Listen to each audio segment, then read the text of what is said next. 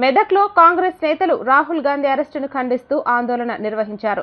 DCC అధ్యక్షుడు ఆంజనేయులు గౌడ్ ఆధ్వర్యంలో గాంధీ విగ్రహం వద్ద ధర్నా చేపట్టి ప్రధాని నరేంద్ర మోదీ దిష్టిబొమ్మను దహనం చేశారు.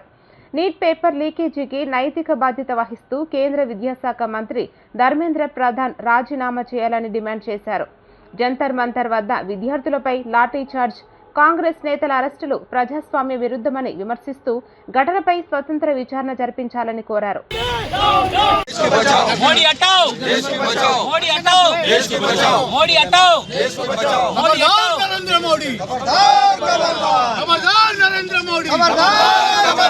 మనం దానికి బాధ్యత వహించి పాలకులుగా ఏదైతే విద్యాశాఖ మంత్రి ఉన్నారో వారి రాజీనామా చేయని డిమాండ్తో తర్వాత ప్రజలకు రావడం జరిగింది.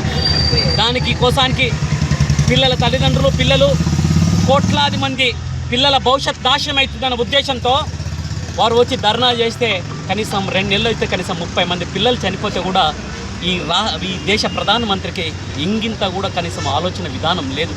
వారు సూటు బూటు వేసుకొని వాళ్ళ తర్వాత కార్పొరేట్ రంగాన్ని గుప్పిట్లో పెట్టుకొని, మీడియాని గుప్పిట్లో పెట్టుకొని వ్యవస్థలు నాశనం చేస్తూ మొత్తం రాజ్యాంగాన్ని తిరగరాసే విధంగా వీరు రోజు ఢిల్లీ వీధుల్లో పేద వర్గాల పిల్లలను కొట్టిరంటేనే అర్థమవుతుంది. అందుకోసానికి బీజేపీ పాలన అంతం కావాలంటే ఈ పేద ప్రజానీకం రాహుల్ గాంధీ గారి నాయకత్వాన్ని ప్రోత్సహించాల్సిన అవసరం ఉంది.